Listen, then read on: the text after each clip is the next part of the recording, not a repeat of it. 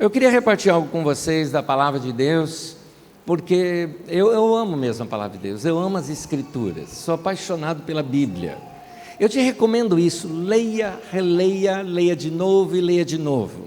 E quando você não entender, fala para Deus, Deus, não entendi nada, e leia de novo. Ou faz, se você tiver coragem, tem que ter coragem. Fazer o que eu fiz quando eu tinha 19 anos de idade, mas não, tinha 20 já, e eu estava lendo o livro de Apocalipse, e eu peguei aquilo, eu estava até em cima do telhado da minha casa, que era onde eu estudava, né? Eu era solteiro, era lá, meu lugarzinho de estudo, e eu fechei a Bíblia, eu olhei para os céus e falei, Deus, eu não acredito em nada disso aqui. Você tem coragem de dizer um negócio desse? Não caiu nenhum raio na minha cabeça, Deus não me mandou para o inferno por causa disso, nada, eu fui sincero com Deus.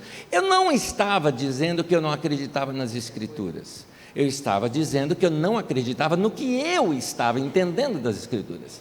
Não estava, parecia que eu estava assistindo ali, não é do tempo de vocês, os mais antigos vão saber o que eu estou falando, parecia que eu estava assistindo assim Jaspion, Ultraman, sabe, essas coisas, era um monte de besta, de bicho, de monstro, de chifre, eu não entendi nada daquilo, eu achei aquilo tudo um absurdo, e falei para Deus, Deus, eu não entendo isso daqui.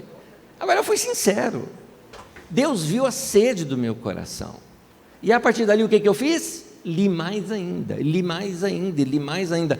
Esse livro em particular, naquele tempo eu li 37 vezes. Terminava uma, lia de novo, terminava outra, lia de novo. Claro, ao longo de dias, isso, vou lendo e terminando, lendo e voltando, para depois de estar tão familiarizado com o texto, começar a esboçar alguma coisa, a reorganizar o texto, isso aqui é repetido aqui, olha que interessante, isso. Você começa a entender aquele tipo de linguagem, porque é um tipo de linguagem que nós estamos longe dela. Então, são muitos anos atrás de nós isso, e nós não estamos mais acostumados com a apocalíptica, por exemplo, que é uma forma de linguagem, mas a constante leitura, aquele desejo pela palavra de Deus, Deus, eu costumo dizer assim, que Ele se revela para nós na mesma medida da sede do nosso coração. Então, você está com vontade de conhecer mais a Deus, é assim que Ele vai se revelar para você. O meu conselho para você é pegar primeiramente os evangelhos e leia, releia, leia, releia, leia e releia. Mateus, Marcos, Lucas e João, leia. Depois João, Lucas, Mateus e Marcos. Então, leia, leia. Você vai se acostumando com a vida de Jesus. Acostumou-se? Leia o livro de Atos, se acostuma com a vida da igreja. Você vai começando a compreender, e aí você começa a entender algumas histórias do Antigo Testamento. Você pode, por exemplo, escolher algumas séries de livros do Antigo Testamento. Por que séries? Porque foram escritos em série. Você tem uma série chamada série deuteronomista. O que é isso? Uma escola chamada Escola Deuteronomista que detém ali vários livros que foram escritos em sequência um do outro, como Deuteronômio, Josué, Juízes, Pule e Ruth, 1 Samuel, 2 Samuel, 1 Reis e 2 Reis. Esses livros foram escritos um subsequente ao outro. Se você lê em carreira, você entende perfeitamente. Ou você pega a história cronista. Qual é a história cronista? 1 Crônicas, 2 Crônicas, Esdras, Neemias. Se você lê em sequência, você entende melhor os livros. Eu quero um tempo de reflexão. Provérbios, Eclesiastes, Salmos é livro de cânticos, mas com muita reflexão. Então você tem ali diversos ambientes diferentes para você começar a compreender as Escrituras Sagradas. Mas o que não pode fazer? Agora, você não precisa corresponder comigo nem com olhar, tá? Para não ficar com vergonha. O que não pode fazer é aquele negócio que você só lê no culto de domingo. Que você só lê a hora que o pastor bota aqui o texto para você ler, e aí você lê. Aí não dá, querido. Aí não dá para aprender desse jeito. Precisamos estudar as Escrituras Sagradas. Precisamos nos dedicar à leitura da Palavra de Deus. E ter uma prática chamada leitura diária. É importante esse tipo de leitura diária das Escrituras para ir se familiarizando com as Escrituras Sagradas. Agora, é claro, Deus colocou na igreja os mestres, onde eles vão abrir as Escrituras para nós e nos mostrar alguns ângulos que a gente ainda não viu. E isso vai abrindo o texto e levando-nos a compreender um pouco melhor. Hoje eu pretendo, com a graça de Deus, repartir com vocês um texto das Escrituras Sagradas muitíssimo conhecido. E um dos motivos de eu tê-lo escolhido para a gente ministrar exatamente hoje aqui, é porque nós já estamos nos aproximando da época do Natal. E na época do Natal as famílias se reúnem, conversam sobre o nascimento de Jesus. Ah, Jesus nasceu 25 de dezembro? Não, não nasceu dia 25 de dezembro, mas a gente comemora, então a gente vai conversar. Um dia tem que conversar sobre o assunto, não é? Ah, como é que você sabe que Jesus não nasceu dia 25 de dezembro? Porque os pastores estavam com as ovelhas no campo, e 25 de dezembro lá é uma chuva forte e um frio muito forte. Nenhum pastor deixaria as ovelhas no campo num dia 25 de dezembro, porque lá é inverno nesse período. Também José e Maria tinham ido para Belém por causa de um censo. Nenhum rei mandaria todo o povo fazer um censo, mandando cada um ir para a sua cidade natal, numa época de chuva, já que as pessoas iriam transitar de um lugar para outro. Então não foi em dezembro que Jesus nasceu. Dá para se ter uma ideia, não dá para saber o dia, mas dá para se ter uma ideia de quando Jesus nasceu. Por exemplo, quando Maria foi visitar a sua prima Isabel estava grávida de 6 meses de João Batista, o que nos mostra que Jesus é 6 meses mais novo que João Batista, nasceu 6 meses depois de João Batista. Ora, o pai de João Batista era um sacerdote. Os turnos dos sacerdotes são muito bem registrados. Você pega o turno de Zacarias, que foi quando ele ficou sabendo que a esposa estava grávida, você conta os 9 meses, você chega no final de março e abril, você chegou no nascimento de João Batista. 6 meses depois, final de setembro, início de outubro, você tem o nascimento de Jesus. Havia uma festa praticada entre os judeus, que era a festa dos tabernáculos. A festa dos tabernáculos era a festa para dizer que Deus morava com a gente, Deus conosco, Deus habitando entre nós, era a festa dos tabernáculos. E a festa acontece entre o final de setembro, entre 25 de setembro a 5 de outubro, nesse período.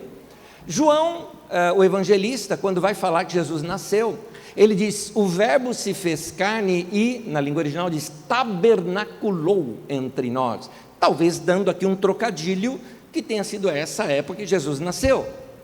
Agora, entre 25 de setembro a 5 de outubro, tem um dia que eu acho que é especial, que eu acho que quando foi Jesus nasceu. É coisa minha, não tenho prova nenhuma disso, mas eu acho que foi dia 3 de outubro que ele nasceu. O motivo é o dia do meu aniversário. Eu acho que foi naquele dia. Mas eu prefiro que você não comemore naquele dia, assim você lembra do meu aniversário. Então comemora no dia 25 mesmo, fica tudo bem. Mas vem aí o 25 de dezembro, alguém fala, mas por que comemora 25 de dezembro? Gente, o Papa Libério precisou estabelecer uma data do nascimento de Jesus. Se ele errou, ele acertou, eu diria o seguinte, ele acertou num ponto, estabeleceu uma data e pronto. Vamos reunir o povo, vamos reunir as famílias e vamos lembrar do nascimento de Jesus. É importante falar do Natal nesse tempo dessa maneira, Natal é nascimento, do nascimento de Jesus dessa maneira, porque hoje em dia as crianças pensam que 25 de dezembro é a data do nascimento de Papai Noel. Gente, estou falando agora com a igreja, não estou falando de gente de fora da igreja. Gente dentro da igreja achando que é o nascimento de Papai Noel, ou que Papai Noel é o pai de Jesus, ou coisa parecida, e aí começa essas misturadas todas. Então está na hora da igreja voltar a educar as suas crianças. Papai e mamãe, vai para casa, conta historinhas para os seus filhos. Fale do nascimento de Jesus. E a minha dica, não tem ainda a ver com o meu assunto aqui, tá? A minha dica para você é que você converse com seus filhos da mesma maneira como você conta historinhas de criança. Conte historinhas de criança como historinha de criança. A criança entende, quem não entende é o adulto. O adulto é que fica fazendo um monte de pergunta. Aliás, me permite aqui uma coisa, eu gostaria que você, adulto, fizesse uma coisa antes. Antes de contar a historinha para o seu filho, compre um livrinho pequeno chamado Pequeno Príncipe, do Exupéry. Dá uma lida umas 5, 10 vezes naquele livro, modifica a sua maneira de pensar, para de pensar que nem gente grande, pensa igual criança, aí começa a contar as histórias para as crianças, você vai entender o que é o mundo da criança e o mundo do adulto. Aí você vai começar a entender diferente. Porque o adulto começa a pensar, ele vai contar a história, ele vai travar. Primeiro, ele vai contar a história, olha, eram 3 reis magos, e os 3 viram uma estrela. E eles viram a estrela e seguiram a estrela. E eles andavam, a estrela andava. Mas como assim? Como é que a estrela anda? Você vai ficar assim. Você vai começar a travar em algumas coisas. A criança, ela não vai pensar isso. Ela vai entender que qualquer dia que ela olhar para o céu, ela vai entender que os céus proclamam a glória de Deus. Então, é interessante, esses homens olharam para o céu e chegaram até Jesus. Então, elas vão aprender a admirar a natureza. Mas nós não, a gente trava.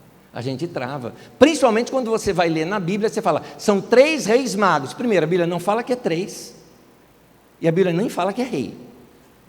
É interessante isso. Os 3 reis magos nem são 3 e nem são reis. Isso aqui é a gente que inventou, não é? Só fala que eram magos. Mago é o quê? Mago é astrólogo. Como assim astrólogo? Pois é. Deus fala com gente que não é da nossa religião. É isso. Deus falou com eles. E eles entenderam. E foram até Jesus, porque gente que é da nossa religião estava lá do lado de Herodes e os reis perguntaram, os magos perguntaram lá para Herodes: onde é que nasceu Jesus? Ele chamou, ele não sabia, chamou os caras da nossa religião e falaram: e aí, onde é que ele nasceu? Olha, o profeta Miqueias fala que vai ser em Belém da Judéia. Interessante, eles sabiam onde iria, eles conheciam as escrituras, mas não estava lá. Aqueles outros não sabiam onde que era, não conheciam as escrituras, mas foram lá.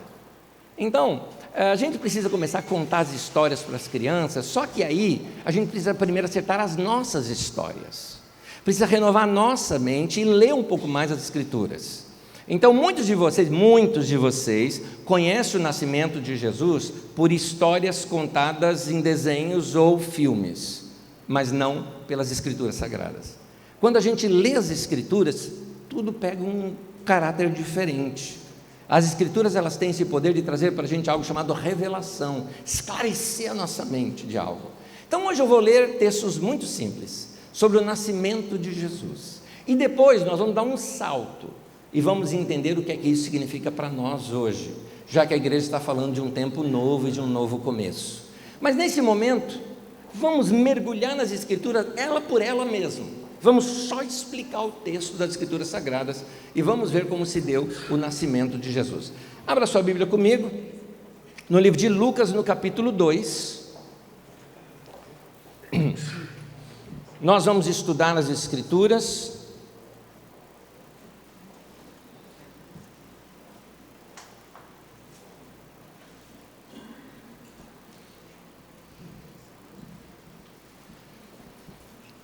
Lucas capítulo 2, se você quiser acompanhar comigo nas telas, pode acompanhar. Eu troco às vezes algumas traduções, nesse momento vou ler da Nova Versão Internacional, você acompanha comigo. Lucas 2, versículo 4 ao 7, o texto diz assim: José também subiu da Galileia, da cidade de Nazaré, para a Judeia, a cidade de Davi, chamada Belém. Ele era da casa e da família de Davi, e foi a fim de alistar-se com Maria, sua esposa, que estava grávida. Estando eles ali, aconteceu completarem-se-lhe os dias, e ela deu à luz o seu filho primogênito. Enfaixou e o deitou numa manjedoura, porque não havia lugar para eles na hospedaria. Vamos começar a entender a história. José, ele estava indo para o lugar onde ele havia nascido. O rei havia estabelecido o seguinte: vamos fazer um censo na nação e cada pessoa vai se registrar na cidade onde nasceu. O pai da família registra a família toda na cidade onde ele nasceu. José morava em Nazaré e ele teria que ir lá para Belém. Embora Nazaré fique ao norte e Belém ao sul, eles falam subiu para Belém, porque era uma região mais alta do que Nazaré, que era uma região mais baixa. Então, ele vai para Belém. Agora, chegando em Belém, veja bem, ele nasceu em Belém, e ao chegar naquele local, bastaria que ele dissesse o seguinte: eu sou José, filho do Jacó, neto do Matã, bisneto do Eleazar. Gente, nós estamos falando de uma cidadela pequena, que é Belém. Cidade interiorana. Se cidade interiorana hoje, imagina assim, bem interior do Brasil, bem pequena, aquela que todo mundo conhece todo mundo, já tem essa sensação de todo mundo conhecer todo mundo. Ah, você é filho do seu Matozinho, né? Conheço. Você tem essas referências. Imagina, numa cultura que por tradição eles já são assim.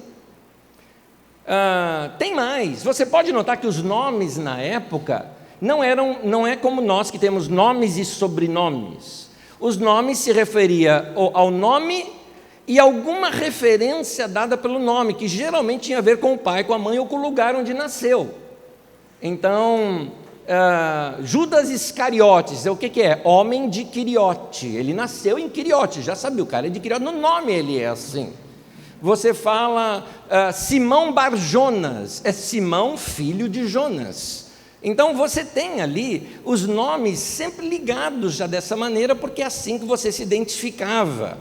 As memórias familiares no Oriente Médio, elas são muito longas. Normalmente as pessoas falavam muito dos seus ascendentes, né?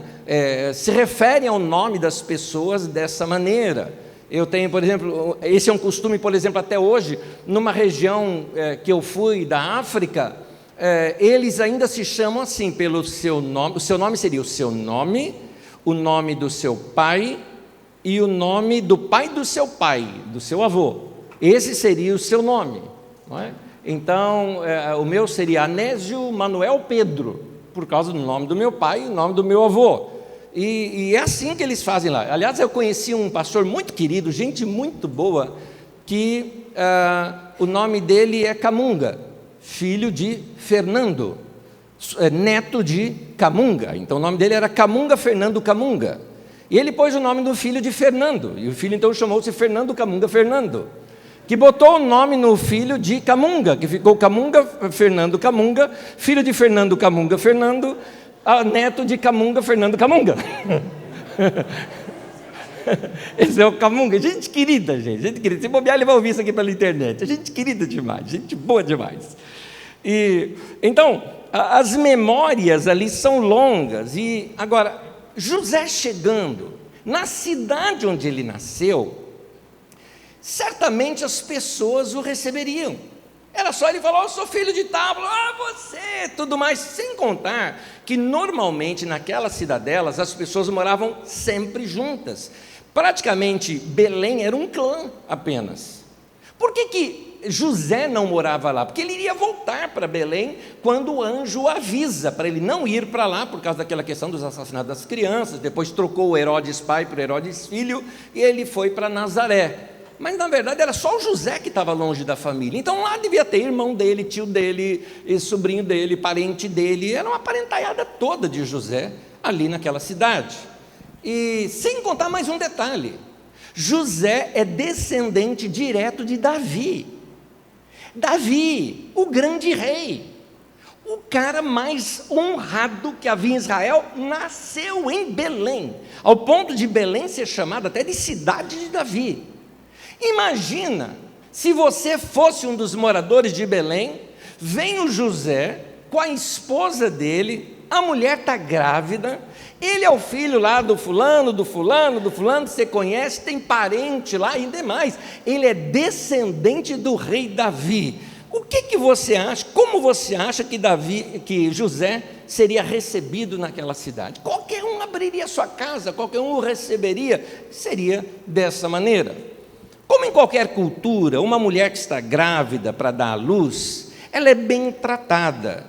Mas a leitura que hoje a gente se faz do nascimento de Jesus fica estranho diante disso que eu estou contando. Porque hoje em dia nos ensinaram que José está chegando ali, parece que até a bolsa da Maria estourou e o bebê foi nascer e não tentou um lugar rápido, não tinha lugar no hotelzinho da cidade, né? Na hospedaria, e então foi por um estábulo, e Jesus nasceu lá em um estábulo, ou como diz alguns outros textos da Idade Média, numa caverninha. Então fica estranho, parece que Belém não recebeu bem a José, mas essa é uma tradição que a gente carrega por erros de leitura e simplesmente por tradição. Hoje pela manhã lá em Osasco eu falava sobre fake news. Então como elas mudam os pensamentos da gente, e essa foi uma delas. uma fake news que surgiu lá na Idade Média, de um livro sobre o nascimento de Jesus, que criou toda uma tradição, que ele nasceu lá na caverninha, por isso você vê alguns presépios com a caverninha lá e Jesus nascendo ali. Mais um detalhezinho, Maria, agora eu falei de José, mas Maria tinha parentes ali pertinho. Isabel, que era a prima dela, que ela já tinha ido visitar, morava ali na região montanhosa, ali da Judéia, que é perto de Belém. Detalhe da região montanhosa é porque Isabel era esposa de um sumo sacerdote.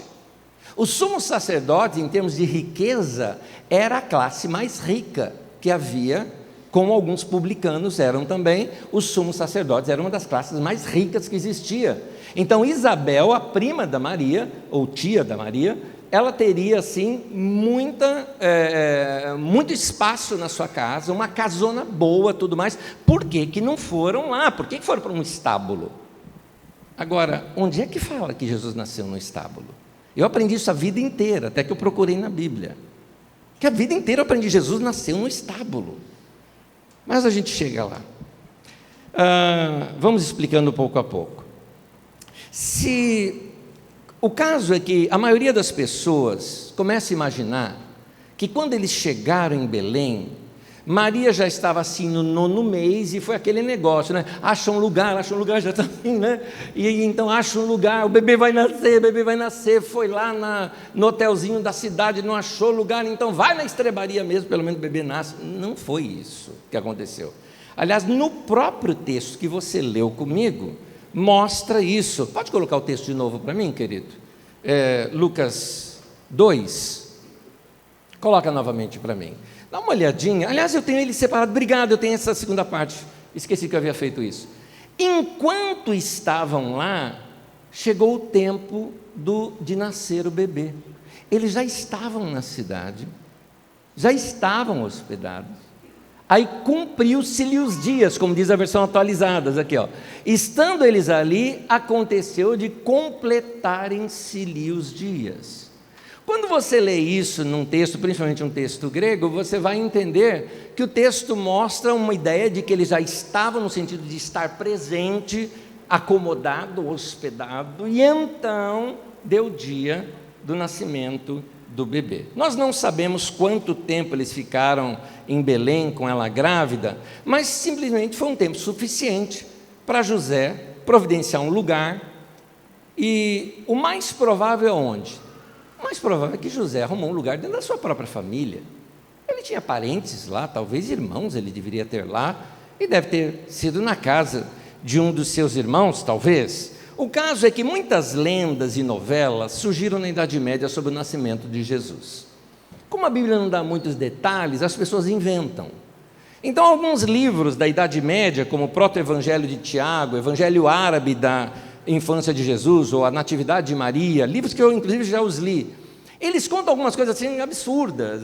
Jesus estava brincando, fez um barro assim, assoprou, virou um passarinho e saiu voando, né? Aquelas histórias, lendas da Idade Média.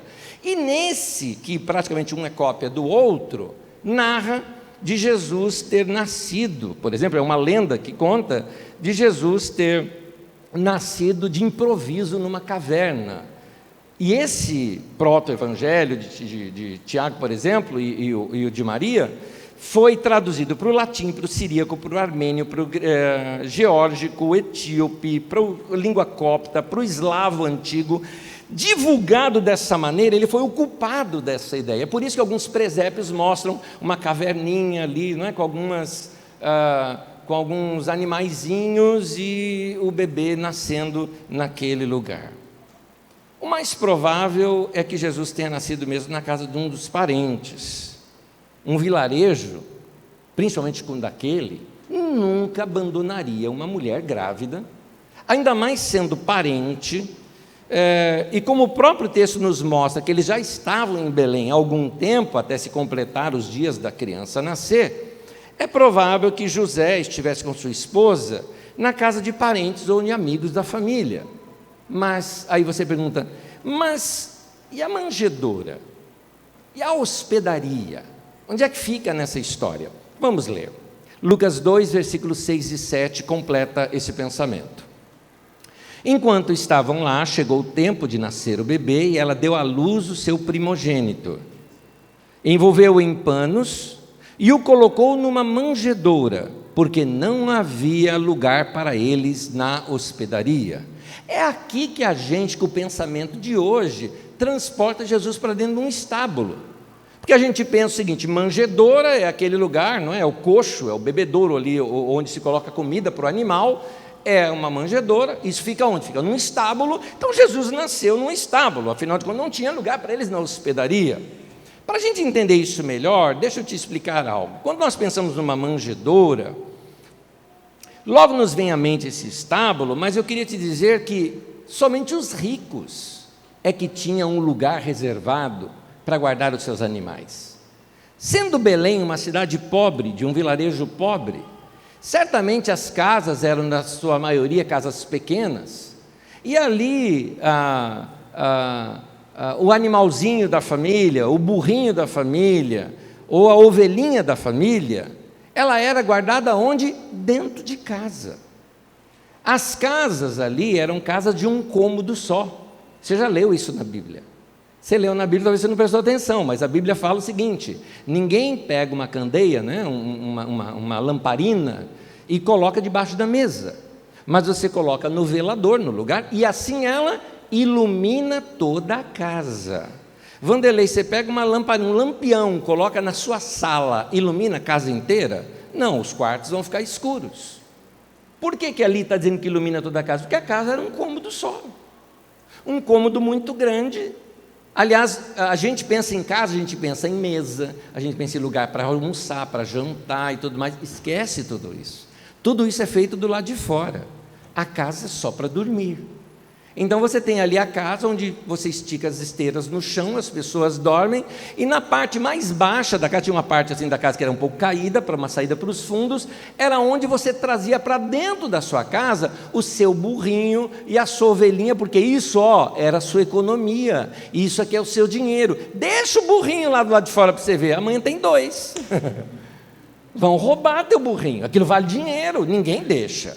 Então traziam para dentro de casa, até para esquentar a própria casa em época de frio, e ali naquela parte de baixo da casa ficavam as manjedouras, ficavam os coxos, o lugar onde você coloca ali a comida para o animalzinho, a água para o animalzinho, e era ali dentro da casa que eles comiam e ficavam. Então, essa manjedoura ficava dentro da casa. Lembrando que as manjedouras de ovelhas, por serem feitas de madeira, elas eram móveis, elas não eram fixas. Então daria para você se mover muito. E poderia muito bem servir de berço para os bebês. E nós não podemos esquecer uma coisa: o próprio José era carpinteiro. Certamente ali, eu até acredito que deu tempo dele fazer uma para o filho. Ou também fazer um trançado, né? De palha trançada, que deixaria ela ali bem fofinha, bem acomodadinha, para botar ali o bebê normal. Isso, aliás, bebê ser colocado numa manjedoura, numa região interiorana da região ali de Israel, era uma coisa normal. Ou você acha que eles iam numa Tox Store comprar um bercinho novo? Não tem isso lá. É assim que se faz. Mas e a hospedaria? A hospedaria, Lucas 2:7, envolveu-o em panos e o colocou numa manjedoura, porque não havia lugar na hospedaria. Isso soa como eles não tivessem sido muito bem recebidos pelo povo de Belém. Soa como se a hospedaria, um lugar assim, um hotelzinho com muitos quartos, né, tivesse toda ocupada, nenhum lugar vago, então se vira, vai dormir em outro lugar. Mas não é verdade isso. Pelo fato do seguinte: tem 2 palavras gregas que são traduzidas na palavra de Deus como hospedaria. Na língua portuguesa a gente tem uma, mas lá eles têm 2 para isso. Quer dizer, a gente até tem uma outra, mas normalmente se usa hospedaria. Uma delas chama-se catalima, a outra chama pandokeion. A catalima, que foi usada nesse texto, naquela parábola do bom samaritano, quando pegou um homem na rua e o cara foi espancado, diz que aquele bom samaritano o levou para uma hospedaria, pagou a diária do cara ali até ele se recuperar e foi embora fazer o seu trabalho. Quando ele colocou naquela hospedaria, o texto usa a palavra pandokeion, porque está se referindo a um lugar cheio de quartos, aquilo que você conhece como hospedaria mesmo, um hotelzinho, algo parecido, um lugar para muita gente, um lugar para se receber bastante pessoas. Mas o nome usado aqui, que não havia lugar na hospedaria, é essa outra palavra chamada katalima, que significa um lugar para se estar, ou quarto de hóspedes. As casas ali, eles eram tão acostumados a receber pessoas, e eles são tão voluntariosos para receber pessoas, que toda casa ela é construída com um quarto grande, enorme, que é onde fica a família e também os bichinhos da família, e ao lado da casa, encostado, anexo à casa, um quarto muito pequeno, que só dá para dormir ali 2 pessoas no máximo, onde você recebe pessoas, onde você recebe visitas. Ali é a katalima, ali é o quarto de hóspede, ali é o quarto extra. Quando as casas são um pouco melhores, esses quartos são um pouco maiores. Só isso. Quando José e Maria então chegam lá no local, talvez na casa desses parentes, era normal uma pessoa, talvez um ouvinte da época, perguntar: mas por que ele não ficou no quarto de hóspedes? Porque já estava cheio, já tinha gente lá. Então para onde que ele foi? Ele ficou dentro da casa. Resumindo a história de Jesus, José e Maria foram de Nazaré para Belém. Chegando em Belém, se hospedaram, provavelmente na casa de parentes. Estou supondo aqui um irmão de José, aqui é a suposição minha. Não havia espaço na casa de hóspedes, então eles ficaram dentro da própria casa, da própria família, aconchegados ali pela própria família. A criança nasceu ali, foi enfaixada, como era de costume, e colocada na cama, que no caso ali, era uma manjedoura adaptada para se tornar um bercinho, dentro do cômodo principal da casa onde ficava a família. Mas por que eles não foram colocados então no quarto de hóspede? Um leitor da época logo perguntaria isso. Porque já estava ocupado com outros hóspedes, por isso gentilmente a família os recebeu no seu próprio espaço de convivência, dentro do próprio cômodo da família. Na ocasião do nascimento do bebê, obviamente, os homens é que saíram da casa. Os homens têm que se virar, se vira, vai dormir em outro lugar.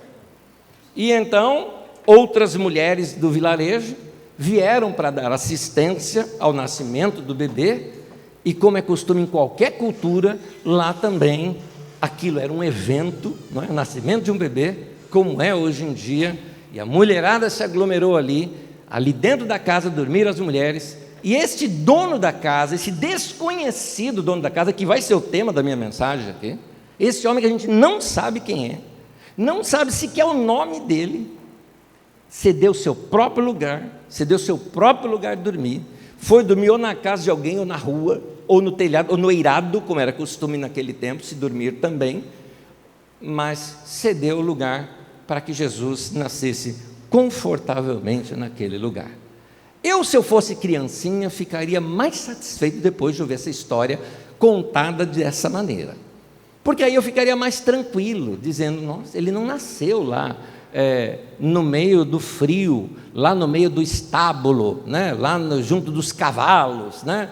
Jesus nasceu dentro da casa, foi bem recebido, lá nasceu o bebê Jesus. Por que eu lhes contei essa história? É aqui que a gente começa a entrar na mensagem de hoje.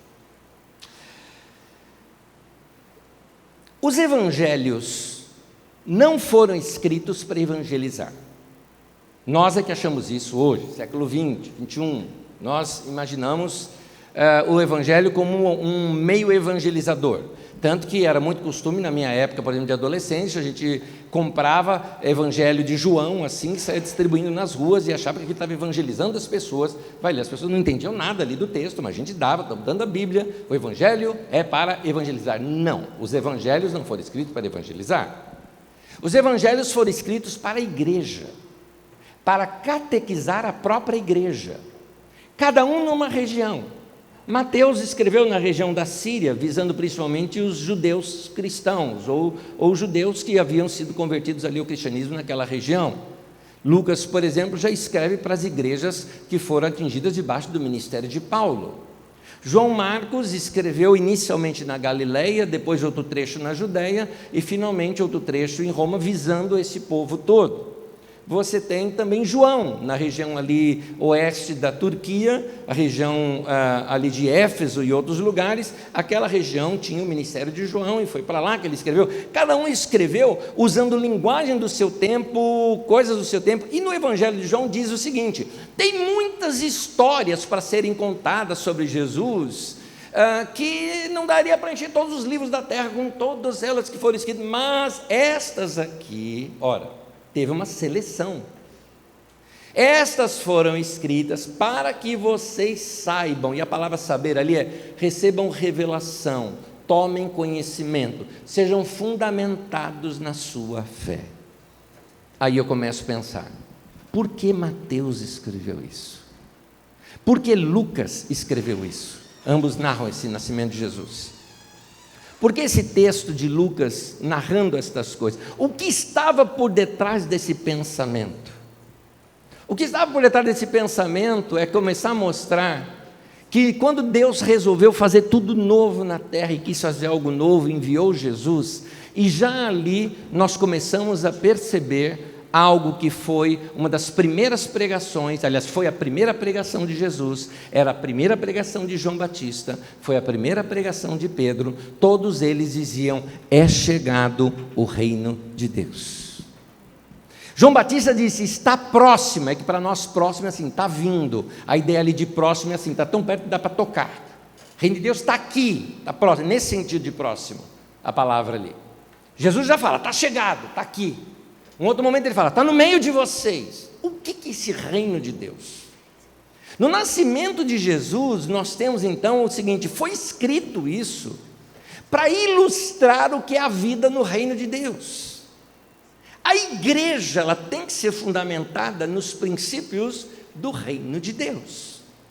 Jesus, quando saiu para evangelizar, diz a Bíblia que ele pregava o evangelho do reino de Deus. Então, o que é esse evangelho do reino de Deus? O que é esse reino de Deus? O que é isso que a igreja sabia andar muito bem?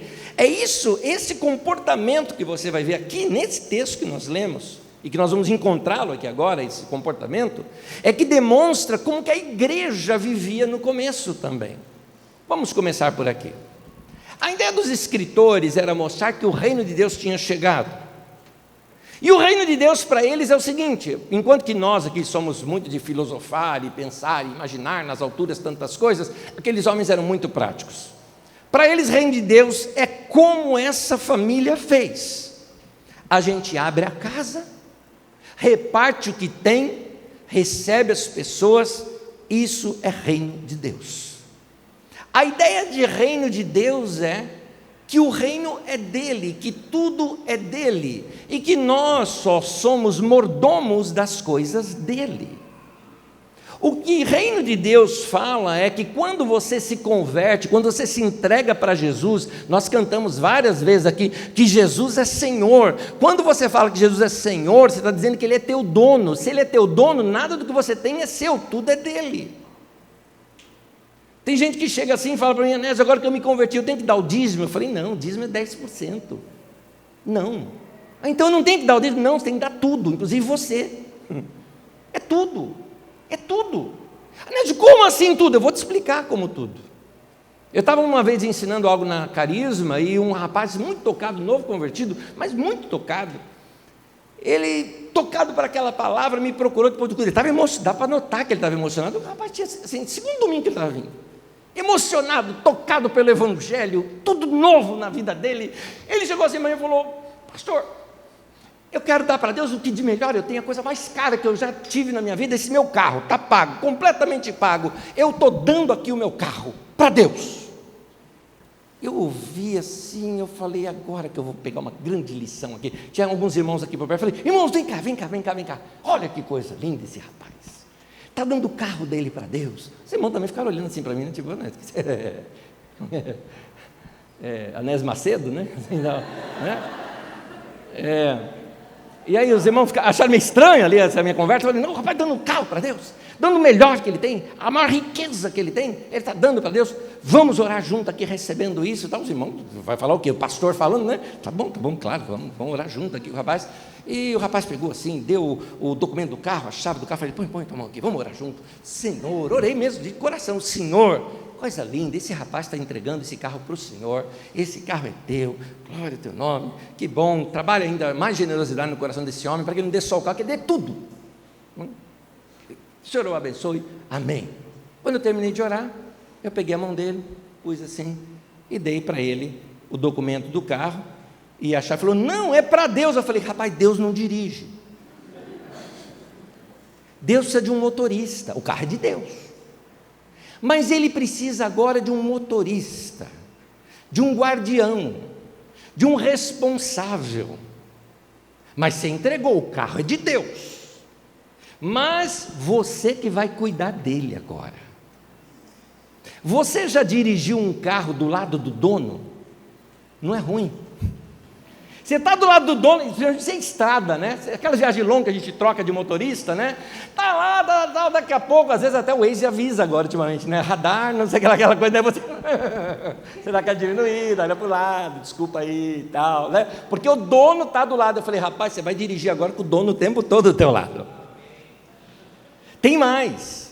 Vamos supor, contei para ele a seguinte história, vamos supor que eu pego e deixo o meu carro com você, você vai dirigir o meu carro, mas eu estou com um problema nos pés, eu não consigo dirigir mesmo, eu machuquei meus pés, não dá, você está dirigindo, eu estou do teu lado, e nós estamos indo, o carro vai ficar com você a semana inteira, mas você está me levando para cá, só que a hora que você está me levando para cá, saindo aqui da Carisma, a gente vê um irmão passando, eu falo, cara, para o carro, vamos dar carona para esse irmão? Eu falo, o que você faria? Ele falou, vou dar, claro, eu sou só o motorista, o carro é seu. Eu falei, exatamente, esse carro é de Deus agora. Então, se Deus falar para você, vai servir aquela família, você vai servir aquela família. Se você vê alguém necessitado, algum irmão, está caminhando, você vai abrir a porta do teu carro, vai oferecer carona. Não interessa para onde está indo. E em São Paulo é meio complicado esse tipo de coisa, sabe? É meio complicado. Esses dias atrás, eu saí de uma aula lá na escola de ministérios e vi um casal ali na frente, a gente estava tudo apagando e tal, e o casal lá, eu falei, quem foi? Chamaram, chama um Uber, mas cancelou, não está vindo, né? Eu falei, deixa eu dar uma carona para vocês. Não, pastor, não precisa não, é longe. Eu falei, longe, de carro tudo é perto, querido, entra aí. Meu irmão, é longe. Longe demais. Quando eu deixei eles na casa dele, eu liguei para a máquina, falei, querida, eu estou indo tarde para casa, que eu vim aqui no fundão de Barueri, aqui trazer alguém. É longe demais, e nunca chegava. Sabe quando você sempre assim, a casa do irmão, você é longe, mais longe, mais longe. Mas e daí? É reino de Deus. Nós estamos aí para servir. A minha casa, ela é minha no sentido de que eu organizo, eu cuido, eu vou cuidar dela, mas nós a entregamos para Deus. E se ela é de Deus, vamos lá. Se você então estivesse, se eu deixo, você está sem carro, e eu tenho 2 carros, e eu peguei e dei um carro para você usar, enquanto você não adquire o seu próximo, você sabendo que iria me encontrar daqui a 2 dias, te entreguei no domingo, no sábado seguinte você vai me ver, você não lavaria o carro? Assim, você não vai nem me entregar o carro, mas a gente vai para o mesmo lugar, você não ia deixar o carro lavadinho? Né? Ou você ia chegar perto de mim com o meu carro todo sujo, né? Aquela coisa fedida dentro do carro, é assim que você ia deixar? Não, você ia cuidar bem, não é?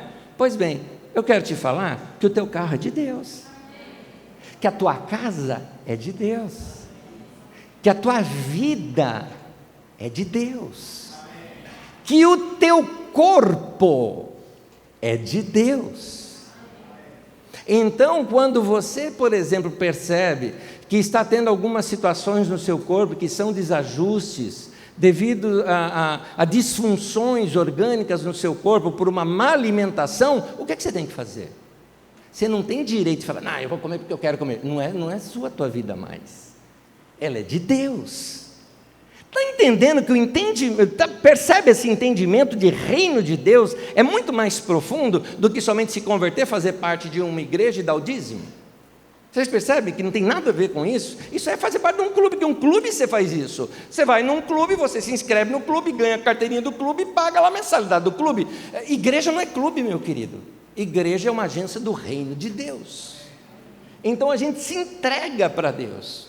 Quando a gente lê um texto como esse, a gente vê aqui o reino de Deus na prática. Magda deve se lembrar, nós éramos recém-casados e estávamos no Rio de Janeiro e encontramos com alguns irmãos queridos lá do Rio de Janeiro que nos convidamos a passeio, vamos passear. E fomos, o irmão falou, fica na minha casa. Fui lá para a casa do irmão. Quando nós fomos dormir, nós percebemos, o casal deu o quarto deles para nós e eles foram dormir na outra parte da casa. No dia seguinte eu falei com o irmão, falei, meu querido, mas você me deu a sua cama, a sua casa, como assim? Ele falou, meu irmão, era o melhor que eu tinha, eu gostaria de ter algo melhor ainda para te dar. Por quê? Porque o entendimento dele de reino de Deus é, se eu for dar algo para alguém, eu quero dar o melhor, Ora, se você tem um quarto de visita, então você capricha no quarto de visita, mas você deve dar o melhor. Esse entendimento de que tudo é de Deus, e nós apenas administramos e cuidamos, é isto que é reino de Deus. Reino de Deus é assim, a tua casa é de Deus, teus filhos são de Deus, teu dinheiro é de Deus, você é de Deus, seu corpo é de Deus, sua mente é de Deus. Quando nós damos para Ele, eu dei meu coração para Jesus, você está dizendo, eu dei tudo, porque sem seu coração você não vive. Você deu tua vida inteira para Deus, está tudo no cuidado nos seus cuidados, mas pertence a Deus. Portanto, gente, numa comunidade do reino de Deus, deve ser assim, não é? No reino de Deus é assim, não pode faltar pão, amém? Se tiver alguém necessitado, nós vamos repartir, nós vamos ajudar. No reino de Deus não pode faltar abraço.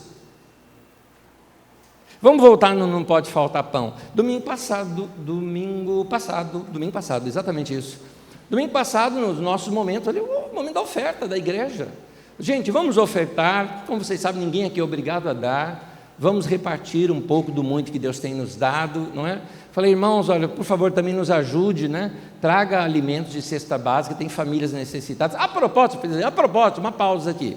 Meu irmão, minha irmã querida, se você entrou aqui hoje, aliás, nem importa se você é visitante pela primeira vez, mas se você entrou aqui hoje e você está na necessidade de alimento, por favor, não vai sair daqui com fome, com mão vazia. Você nos procura depois do culto.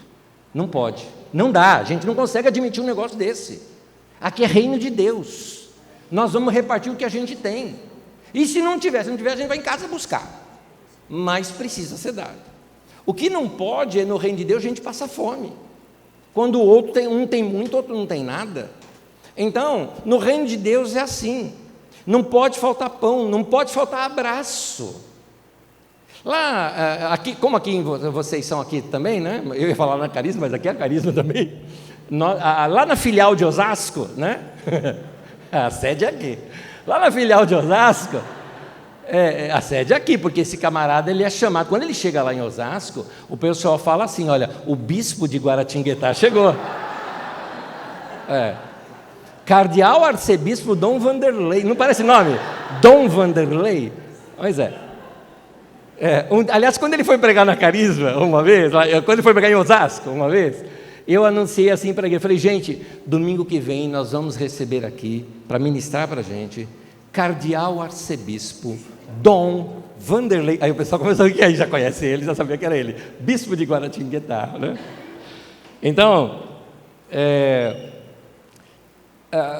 aqui, assim como vocês aqui, a gente se abraça bastante lá no culto. E uma irmã, um dia, uma senhora, ela não tem outra palavra, ela, sabe aquela fofinha, você parece uma fofolete, né? Aquela fofolete, né? Aquela irmã, baixinha assim, pequenininha, e tímida, aquele jeito dela, e ela, quando ela vai conversar com ela, até treme assim a boca, eu queria, ela é bem tímida assim, e um dia ela falou assim, sabe, eu gosto muito de vir aqui, eu não gosto de faltar aqui. Ela fala assim, até um pouco rápido, porque eu via que ela estava emocionada, eu não gosto de faltar aqui, eu gosto de vir aqui, sabe por quê? Assim, eu moro sozinha, sabe, e, puxa, ela não é casada, mora sozinha, quantos anos? É uma senhora já, né? Então, mora sozinha, sabe, e aqui é o lugar onde eu ganho abraço na semana. É o único abraço que eu tenho na semana. É aqui. Então eu gosto desse monte de abraço. Eu gosto quando os irmãos abraçam. Não para com isso não, tá? De mandar os irmãos abraçar, não. É tão bom. Porque eu sei que tem gente que fala, nossa, para que esse negócio de tanto abraço? Já abracei irmão, hoje chega. Né? No meio do reino de Deus não pode faltar abraço. Tem gente que está precisando disso. Tem gente que precisa dessa atenção, desse carinho. No reino de Deus, e eu estou falando de igreja, igreja é a agência do reino. Não pode faltar o afeto. Afetividade é aquela coisa que mostra proximidade. A outra pessoa vai se sentir, eu sou querido aqui, eu sou querida nesse lugar. Lá em Osasco nós temos um trabalho só com os irmãos idosos na terceira idade. Coisa mais gostosa que tem é invadir a reunião deles, é uma delícia. A gente abraça todo mundo ali, a gente beija todo mundo, mas eles se sentem queridos, porque eles precisam dessa sensação de afetividade, porque alguns deles foram abandonados pela família. O Vanderlei estava junto comigo, nós fomos ministrar juntos num retiro do pessoal da terceira idade, e uma senhora deu ali para nós esse testemunho, de que ela iria para um asilo, sem carinho, sem ninguém para ajudá-la, sem a família para recebê-la. Sabe quando a pessoa se sente assim? Eu não sirvo para mais nada, eu sou uma ferramenta velha quebrada, vou ficar guardada numa gaveta até morrer. Sabe essa sensação? Pois é, conversa com ela hoje. Fala, não, eu quero viver. Por quê? Porque o povo da igreja a acolheu. É o povo da igreja que beija, que abraça, que atende, que conversa, que reparte. É isso que faz diferença. Igreja não pode faltar afeto. O reino de Deus não pode faltar afeto. No reino de Deus não pode faltar ouvido para ouvir. Tem gente que está precisando falar. Você que é pastor e dá atendimento pastoral sabe como que às vezes, algumas situações, a pessoa vem para ser atendimento pastoral e a gente não sabe o que dizer. Porque é um baita problema que a pessoa está trazendo, e você fica ouvindo, e você fica assim orando até Deus, o que eu falo para essa pessoa? Mas a pessoa falou, aí ela para e fala, estou me sentindo até melhor.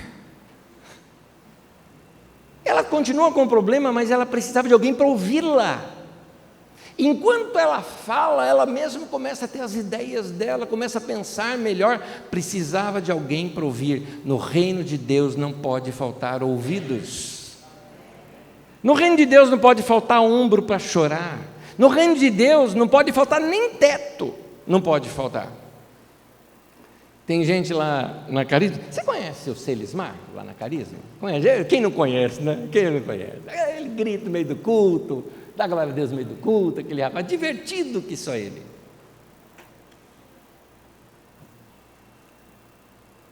Moço muito querido, veio para São Paulo para tentar ganhar a vida, foi para a casa do único parente que ele tinha, esse parente que era uma mulher, arrumou um namorado, o namorado não quis ele morando lá, botou o menino na rua, a igreja acolheu. Nós tínhamos um salãozinho pequeno, assim, muito ruim ainda na Carisma, não era onde nós estamos hoje, mas arrumamos uma salinha, ela dorme aqui. Ele era todo desajeitado, e foi sendo educado pelo povo da igreja. Não faz assim, lava a roupa desse jeito, não é desse jeito, come de boca fechada, coisa assim que a gente vai ensinando. Mas esse moço foi crescendo, se tornou querido de todos, se apaixonou por uma moça, a moça por ele, se casaram, construíram uma família, se tornou um bom profissional. Hoje é um cara que tem assim, se nota o sorriso nele, saudável. Tempos atrás, fomos eu e a Magda jantar na casa dele. Que comida gostosa, que família gostosa, 2 filhos maravilhosos, sorridente que só ele, feliz da vida. Como é que ele faz na Carisma? Serve aonde você precisar. O que você precisar, pode contar com esse irmão, porque ele se sente grato para o resto da vida dele do que foi feito por ele. É um filho nosso, mas hoje já virou um pai, porque hoje ele cuida de gente também, hoje ele abençoa pessoas. Hoje ele ajuda líderes de grupo, na educação de novos membros na igreja, ele ajuda as pessoas, ele serve bastante, qualquer canto. Hoje mesmo estava cuidando das câmeras lá, no meio de uma câmera, hoje mesmo passei lá cumprimentando ele. Está lá para servir, cada dia, ele nunca fica parado, está para servir o tempo todo, porque foi acolhido pela igreja, e a igreja acolhendo, construiu a sua história. Hoje não dá para pensar na Carisma de Osasco sem o Celismar, já faz parte da igreja. É parte, é uma coluna no meio da igreja, é uma referência. A vida dele, a história dele, já faz parte da nossa pregação do Evangelho. A vida dele prega, sua esposa Maria é uma pessoa maravilhosa, seus filhos são queridos, educadinhos, gentis com todo mundo, sorridente com todos. Você percebe que é uma família que foi fundamentada nos princípios do reino de Deus. Pouco tempo atrás, não faz muito tempo atrás, eu me lembro, quando ele chegou assim, me procurou, e ele falou, né, precisava falar com você, acho que você pode me ajudar. Tá bom, eu falo depois do culto, porque eu vou começar agora, aquela reunião e tal. Depois do culto ele me procurou e falou, não vai precisar mais não. Eu falei, agora estou curioso, o que foi? Não, é o seguinte, que a gente estava querendo, eu vi um irmão necessitado, nós estávamos juntando os irmãos para ajudar, eu ajudei, outro ajudou, eu pedi para você ajudar também, agora não precisa, agora já deu, já estamos aqui com o suficiente. Mas eu falei, puxa vida, antigamente ele foi ajudado. Hoje ele fica mobilizando pessoas para ajudar outro. Então o reino de Deus muda, transforma a vida de pessoas. O reino de Deus é assim, nós somos irmãos e Deus é o nosso Pai. Essa é a beleza do Evangelho de Jesus, que é apresentada nessa história do seu nascimento. O homem que hospedou o bebê Jesus agiu com o entendimento do reino de Deus. De maneira nenhuma vai um bebê nascer na rua. Como assim vai nascer num estábulo? Nunca. Quem vai dormir na rua sou eu, o bebê vai dormir dentro da minha casa. O bebê vai nascer lá, e vai nascer na melhor parte da casa, a mais quentinha que tem. É lá que vai ficar o bebê, eu me viro. Esse homem, desconhecido, não sabemos o nome, supomos ele aqui na história, é quem na verdade ensinou o princípio do reino de Deus, porque no reino de Deus também é assim. Quem faz, não aparece. O que contribui a mão esquerda, a mão direita nem sabe o que a esquerda fez. O reino de Deus é assim. As pessoas ajudam porque é natural para eles ajudar. Porque mudou de mentalidade, mudou de reino, mudou de cultura. O reino de Deus é onde o que se faz, faz-se por amor. Reparte pão, ajuda. Não se faz para ganhar prestígio. Quem era essa família, afinal de contas, que hospedou Jesus? Ninguém sabe. Não se faz para receber em troca. Os magos lá do Oriente levaram presentes para um bebê. O bebê não tem como dar nada em troca. Eles deram e não receberam nada em troca. A religião hoje em dia te ensina, vem aqui para receber, pede para Deus que Deus vai te dar, Deus vai solucionar todos os seus problemas. Os magos foram para isso? Os magos foram lá, ajoelharam diante de Jesus e oraram assim, ó Deus me ajuda, Jesus, é um bebê ainda, mas, sei lá, dá a baba aqui em cima de mim, quero sair aqui abençoado. Nada disso. Eles foram levar da sua riqueza para o bebê. Então, vamos aprender dessa maneira. Qual era o nome deles? Não tem. Como não, né? Tem sim. Como que é o nome dele? Baltazar, não sei o que lá, e eu só sei aquele que ficou conhecido depois por ter medo de avião, né? O Belchior. Só esse é o único que eu lembro. É o único que eu lembro. Gaspar, Baltazar, Gaspar e Belchior. Esse aí, esquece, porque esses nomes foram inventados, não tem na Bíblia. Não tem na Bíblia, foi inventado isso daí.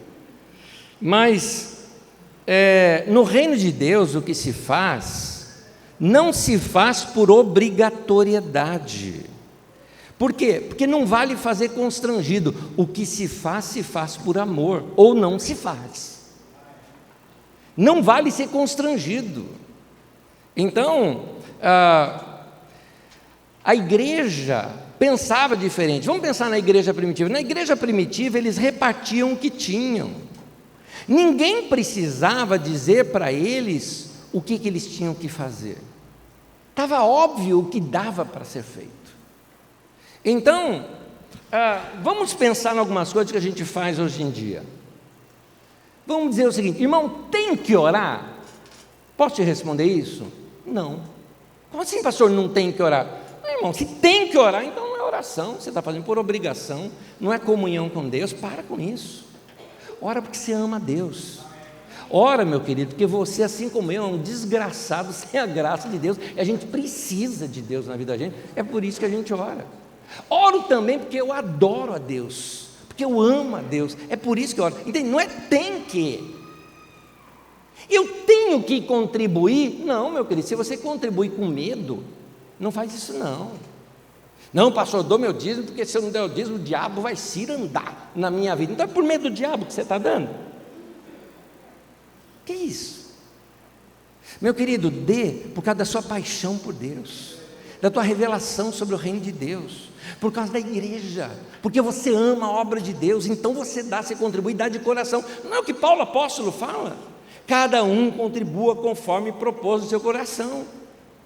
E fala, não dê constrangido. O texto lá está dizendo, nem por obrigação. Não é isso, nós damos porque amamos. Nós damos porque temos o desejo de contribuir. Tem que vir na igreja. Eu não tenho que vir, eu venho porque eu amo. Eu amo a igreja, eu amo cantar. Gostoso estar com os irmãos, ver os irmãos, abraçar os irmãos, ouvir a palavra de Deus. Eu venho porque eu gosto de igreja, gente. Eu gosto disso, eu amo a igreja, vivi no meio da igreja. Eu até costumo dizer, sei lá, minha mãe deve ter me parido no meio da igreja, deve ser isso, porque eu nasci na igreja, eu só me lembro da minha vida na igreja. Eu me lembro até na minha adolescência que a gente saía para pregar o evangelho em praça, a gente pregava em praça, né? Saía lá para pregar o evangelho, então a gente ficava tocando, aí juntava aquela multidão. Quando juntava a multidão na praça, dava o microfone para o primeiro que achava, dá teu testemunho. E aí o irmão ia dar testemunho, era cada testemunho, rapaz. Chegava o irmão lá e dava testemunho, não, porque eu matei e tal. Ele conta a conversão dele, uau, né? Aí o outro falava, eu era viciado em droga, vida acabada, e Jesus me encontrou e eu mudei e tal. Um dia deram o microfone para mim, Anésio, fala. Eu falei, eu nunca saí da igreja, nunca me desviei, nunca mexi com droga, nunca matei, nunca roubei, nunca fiz nada. O pessoal começou a achar sem graça meu testemunho. Eu só vivi na igreja. Por que você fez? Porque eu amo a igreja. Eu passei minha juventude na igreja, eu vivi no meio da igreja, eu amava a igreja e continuo amando até hoje. E para mim é gostoso, e eu não acho que perdi minha juventude, eu acho que acertei na minha vida. E se eu fosse viver minha vida de novo, com o entendimento que eu tenho hoje, eu viveria da mesma maneira que eu vivi, porque foi bom. A vida está boa hoje, então tudo que eu fiz está bom. Então ame a igreja, ame a Deus, ame servir, ame se entregar, não por obrigatoriedade, mas o que se faz só vale se faz por amor. As pessoas no reino de Deus, elas estão ligadas a Jesus, ligadas ao estilo de vida de Jesus. Ninguém precisa ficar falando para elas o que deve e o que não deve fazer, porque na sua relação com Jesus, ela já sabe o que tem que fazer. Por exemplo, quando você chega assim para mim e fala, por exemplo, esse dia foi um adolescente conversar comigo, e ele falou, Anésio, eu queria saber, isso aqui é pecado? Eu devolvi para ele, falei, o que é que você acha? Quando você está fazendo isso aqui, você sente paz? Ou você sente uma coisa estranha? É uma coisa estranha. Eu falei, então, você está me perguntando por quê? Você já sabe. E isso daqui, eu falei, então, quando você sente, quando você faz, o que você sente? Não, está tudo bem, eu sinto paz então. Sou eu que vou ter que determinar o que é pecado ou não na sua vida? Ou você já não tem uma relação com Deus, você simplesmente precisa desenvolvê-la mais? Meu irmão, anda com Jesus. Anda com Jesus todo dia. Você vai ver os caminhos do reino de Deus apontando para você o que se faz e o que não se faz. Então, ninguém faz porque tem obrigação de fazer. É que essas pessoas, elas amam a Deus, amam Jesus, sentem vontade de fazer, têm desejo de fazer, estão dispostas a fazer livremente, como diz o texto da Escritura Sagrada sobre a igreja primitiva, livremente se dedicavam. Esse é o termo que é usado ali. Quem está diante de Jesus sente um impulso quase incontrolável de se fazer o bem. É vontade. Acho que já lhes contei isso aqui, mas eu me lembro que é fácil eu contar a experiência da minha adultidade. Sou pastor, convivo com igreja, tudo mais, conhecimento da palavra. É fácil dizer alguma atitude minha hoje. Por isso que eu gosto de remeter exemplos lá da minha adolescência. Eu era novo, estava aprendendo as coisas. E eu, um dia, peguei um rapaz que era novo convertido, ele se converteu comigo na escola, e nós fomos juntos assistir um filme que contava a história de São Francisco de Assis, chamado Irmão Sol e Irmã Lua. Lembro até hoje do nome do filme. E era um daqueles cinema ruim de São Paulo, velho, aqueles do centro de São Paulo, eu chamo de purgueiro. Acaba a sessão, as pulgas te jogam para fora do cinema, acabou, elas querem trocar de sangue, tão ruim que é o lugar. Mas nós fomos lá assistir o filme, e aquela vida do Francisco de Assis nos impactou. O amor daquele homem pelas pessoas, pelos pobres, pelos necessitados e tal. Isso era lá na Praça da Sé, em São Paulo. Quem conhece São Paulo vai entender o que eu estou falando. Lá na Praça da Sé, nossos ônibus para casa saíam lá da Avenida Rio Branco. Então nós íamos caminhando por aquelas ruas escuras de São Paulo, os dois, adolescentes e tudo mais, estava vindo para cá. Atravessando ali o viaduto do Chá, nós vimos um homem deitado, bêbado, nem era bêbado, trêbado, tão bêbado que estava. E o filho dele, um pré-adolescente, novinho menino, encolhidinho, tremendo, estava uma noite fria em São Paulo, mas fria, encolhidinho assim no pai, encostando no pai para ver se aquecia. Não deu outra. A hora que eu fui tirar minha blusa para dar, o meu amigo novo convertido já tinha tirado a dele. Aí eu falei, não pode deixar, eu vou dar a minha. Não, eu vou dar a minha. Não, eu vou dar, quase a gente briga os dois ali. Vamos dar as duas, temos as duas para o menino. Nós éramos dois, o que nós éramos? Nós éramos office boy, eu era office boy de uma empresa, ele era office boy de outra empresa. Nosso dinheiro curto pra caramba, eu era família pobre, a blusa minha, eu ainda estava pagando aquela blusa, mas eu doei. Aí você foi para casa aquecido? Não, com frio, meu irmão, eu fui para casa, senti frio, tem gente que está testemunhando e fala, não, mas fui aquecido pelo Espírito Santo. Não, meu irmão, fui com frio mesmo, sabe aquele frio mesmo, fui, mas com o coração realizado, e não me arrependo até hoje. E se eu pudesse voltar no tempo, eu daria abraço naquele menino de, 14 anos de idade mais ou menos, daria um abraço nele e falar, você me ensinou uma lição agora como adulto. Então, quem anda com Jesus sente esse desejo incontrolável de se fazer o bem. O Natal de Jesus nos relembra algumas coisas, eu vou terminar. Nos relembra que família vem antes de tudo, porque vem antes da carreira, vem antes do dinheiro. Família é isso. Quando tem família, você abre a casa, você recebe, você ajuda. Vamos pensar da família nossa mesmo, aquela de casa. Os seus filhos não vão ficar tão impressionados com o cargo novo da sua empresa, mas talvez eles se lembrem daqueles momentos juntos, dos bate-papos juntos. A minha família não tinha costume de dar presente de Natal. Nossos pais eram muito pobres, meus pais, muito pobres. Nós morávamos perto de uma favela, tínhamos uma vida muito pobrezinha. Meu pai não tinha dinheiro, então ele não dava, simplesmente não dava presente. Nunca deu, não criou expectativa na gente, nós não tínhamos essa expectativa. Quando meu irmão começou a trabalhar, ele me deu um presente de Natal, e eu lembro até hoje, foi meu primeiro presente de Natal, e eu me lembro, foi meu irmão quem me deu aquele presente de Natal, porque era o primeiro ano que ele estava trabalhando. Então, estou aqui tentando fazer conta, né? Se ele tinha 14 anos, eu tinha 5 anos a menos. Então, 9 anos de idade foi meu primeiro presente de Natal. E eu lembro até hoje, um jogo de botão. Aquele jogo, eu achei o máximo, né? Que jogo de botão, né? E, claro, meu Corinthians ali, né? Contra seu grande rival, o São Paulo. Você achou que era o Palmeiras? Então, ali eu me lembro da atitude do meu irmão.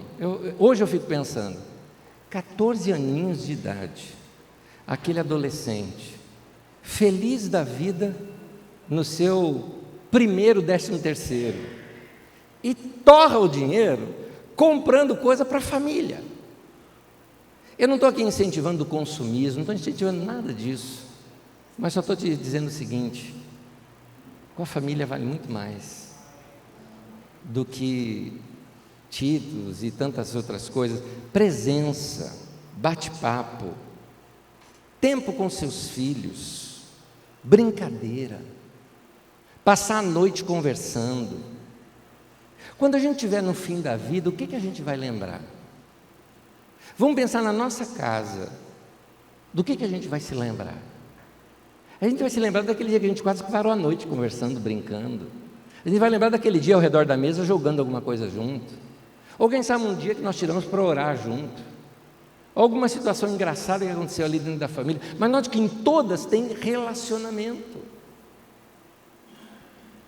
No reino de Deus é assim: sua casa precisa ser mais lar do que hospedaria. É assim que tem que ser sua casa. Lar é lugar quente. Se você consultar o dicionário, vai ver que o primeiro sentido da palavra lar é o lugar da cozinha onde se acende o fogo. Sabe aquela ideia de fogão a lenha e todo mundo sentar ao redor do fogão, fica o bule lá esquentando, a gente vai colocando e vai comendo? É essa a ideia de lar. Daí que vem a palavra lareira, tá? É essa a ideia: lugar quente, lugar aquecido, com gente em volta, com família reunida. O lar tem que ser assim, lar tem que ser aconchegante. É isso que eu estou querendo dizer, que a sua casa, meu querido, precisa ser mais lar do que hospedaria. A tua casa não pode ser só um lugar de passagem, tem que ser lugar de bate-papo. Gostoso é quando engata ali alguma conversa entre a gente passa horas conversando. Gostoso é quando a gente está ali jantando junto, né? E surge assuntos e os assuntos vão longe entre a gente. A gente não fica vendo celular nas nossas jantas entre nós. Nem eu, nem a Magda, nem os nossos filhos. A não ser que algum assunto nosso tem que pesquisar aquela coisa na internet, um vai lá, saca, vê, responde e traz para o assunto de novo. Não é para ficar viajando na internet. A internet é apoio para a gente e nunca para tirar a gente de lá. Então, comunhão, relacionamento, amizade, isso é lar. Então, quando um cristão adquire esse entendimento do reino de Deus, ele passa a ver a igreja de uma maneira diferente. Ele passa a ver a igreja também como família e não como instituição. Essa é a igreja de Jesus. Eu vou terminar, mas vou pedir para você ficar em pé comigo, porque eu quero ainda ler um texto das Escrituras. Você vai acompanhar o texto comigo aqui nas telas. O texto é de Efésios capítulo 2.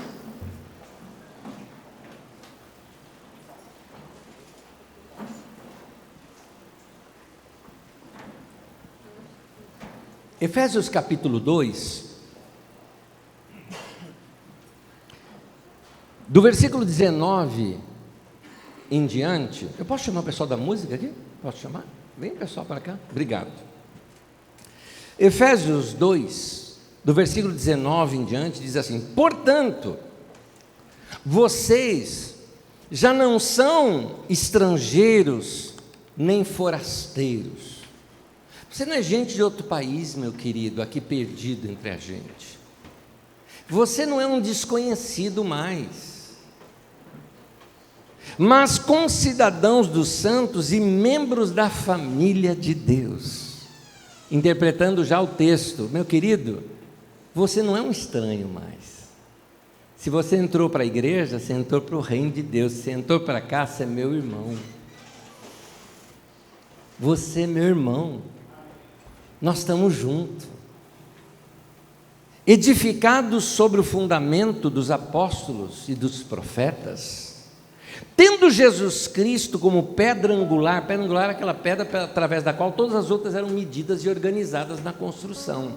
Então a gente copia Jesus, nosso grande alvo é copiar Jesus. Eu quero ficar parecido com Jesus, você também, você também, você também, e é assim que tem que ser. Ele é o nosso modelo, no qual agora ele troca o exemplo de família por exemplo casa, edifício, no qual todo edifício, nós somos esse edifício, e cada um de nós um tijolo nesse edifício, no qual todo edifício é ajustado e cresce para tornar-se um santuário santo ao Senhor. Nele, vocês também estão sendo edificados juntos, para se tornarem morada de Deus, por seu Espírito. O que o texto quer nos mostrar é que a casa de Deus não é esse lugar aqui. Você não veio na casa de Deus, você está junto da casa de Deus, compondo a casa junto com esses irmãos e irmãs. A casa é essa gente que está aqui. A casa são esses irmãos aqui. Essa é a casa de Deus. Lembra? Casa, lar, lareira, está junto, lugar aquecido, lugar bom, comunhão, relacionamento, calor humano, está perto um do outro. Isso é igreja. Por isso que quem entra para o reino de Deus vê a igreja mais como família do que como instituição. Instituição você vai lá, frequenta, não tem compromisso nenhum, deixa lá sua contribuição e vai embora. Família não, o problema do meu irmão é meu também, eu quero ajudar.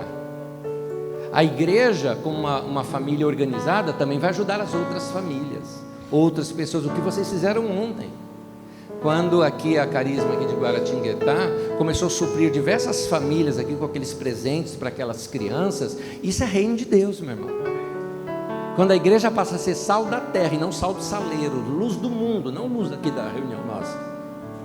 Então quando a igreja começa a olhar para fora e fazer alguma coisa, isso é igreja. Então, vamos repensar.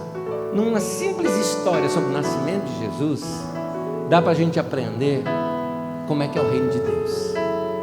Quando esse texto foi escrito por Lucas, ele queria que a igreja, ao ler esse texto, entendesse já, aqui começa a narrativa do reino de Deus. O reino de Deus é assim, é casa que abriga, é gente que recebe, é gente que reparte, é outro que cede o lugar de dormir para o outro dormir, para o bebê dormir mais confortável, não é? É aquele que faz, ninguém vai ficar na rua, a gente vai se virar e vai ajudar. Igreja é assim, isso é igreja. Então, vamos sair dessa situação de institucionalizada que a igreja do nosso dia está vivendo. Vamos viver diferente, vamos ser diferente, vamos ser mais gente, vamos estar perto um do outro. No reino de Deus aí, no reino de Deus não tem título, porque dentro de casa ninguém chama o outro pelo título. Meu irmão já foi gerente de um determinado lugar. Você acha que eu ia chegar para ele e falar, gerente Walter, por gentileza? Que nem Walter eu chamo de Tinho. E aí, beleza, Tinho? Irmão é assim. Irmão é próximo. Irmão tá grudado um no outro o tempo todo. Um irmão fala com o outro. O irmão respeita o outro, recebe o outro, mas também tem intimidade. Amém. Irmãos são assim. Vamos ser mais irmãos e menos membros de uma associação. Amém? Vamos ser mais gente e menos religiosos num culto religioso. Vamos ser mais família. Esse lugar aqui é uma casa para a gente, porque a gente está aqui. Assim tem que ser a igreja de Jesus. Essa é a igreja de Jesus. Esse é o reino de Deus. Você quer começar algo novo na tua vida? Começa servindo. Muitas vezes a gente pensa em algo novo, que eu vou receber. Eu estou falando assim, algo novo que você vai fazer. Depois que você começar a servir, meu irmão, mais do que você já serve, você vai ver que vai mudar a tua vida. Depois que você começar a se entregar no reino de Deus, você vai ver o gostoso que é isso. Eu achei gostoso, hoje terminou o culto, hoje mesmo, terminou um culto hoje. E quando terminou o culto, eu posso contar, quer ver? Olha, foi até interessante, 1, 2, 3, 4, 5, 6 pessoas, 6, assim, não estou falando de um culto só, 6 pessoas chegaram para mim depois do culto, pedindo para se voluntariar em alguma coisa. Detalhe, eu não falei nada de voluntariado hoje, nada, não falei nada, você tem que servir, você tem que se dar, não falei nada disso hoje, nada. Mas terminou o culto, eles entenderam, eu preciso servir mais, eu quero servir. O que tem aqui para eu fazer? Quero ajudar, quero ser voluntário. Reino de Deus é assim. Reino de Deus é assim. Reino de Deus não é uma busca pelo primeiro lugar, é a busca pelo último lugar. Eu quero servir, eu quero me dar, eu quero entregar, eu quero ser servo de todos, porque o nosso mestre fez isso. Então, vamos ser mais igreja e menos instituição. Vamos ser mais reino de Deus e menos uma instituição religiosa. Igreja é isso. Amém? Vamos orar juntos? Dá a mão para o irmão que está do teu lado.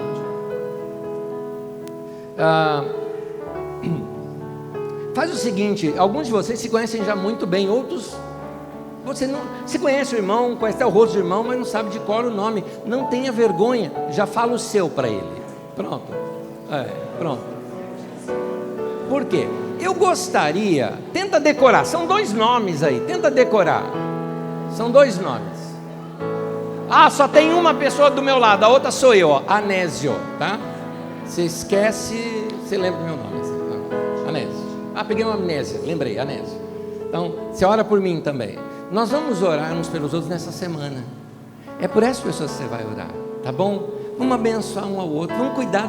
É bom no meio da semana o irmão lembrar, poxa, aquela irmã ou aquele homem, então vai estar orando por mim essa semana. Olha que coisa boa, isso é reino de Deus. Vamos orar? Senhor, muito obrigado por ter salvado a minha vida, a vida dos meus irmãos, e nos colocado nessa família, no corpo de Cristo. Obrigado, Senhor. Queremos servir uns aos outros. Nosso coração foi mudado, longe de nós o egoísmo. Queremos viver esse reino de amor, família, igreja do Senhor. Te entregamos nossa vida para te servir melhor, servindo a nossos irmãos. Nos ajude a sempre manter esse coração de servo. Em nome de Jesus, Senhor. Amém, amém, amém. Louvado seja nosso Deus.